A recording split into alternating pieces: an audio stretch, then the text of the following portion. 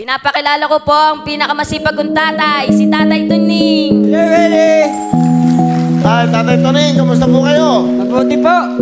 Kayo po ay, anong ginagawa nyo?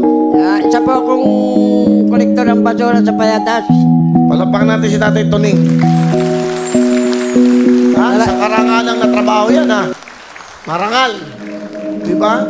Po, salamat po sa papuri niyo po.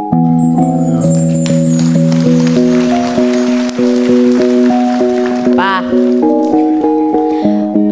pinagmamalaki ko po kayo kasi po, ano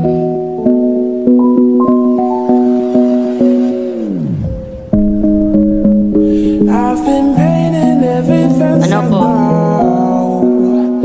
every color bleeds into the same.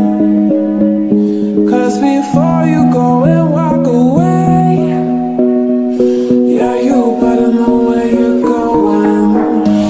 pinagmamalaki ko po kayo pa kasi ano po, hindi porket nangolekta po kayo ng basura ay dapat ko na po kayong ikahiya. Just like me.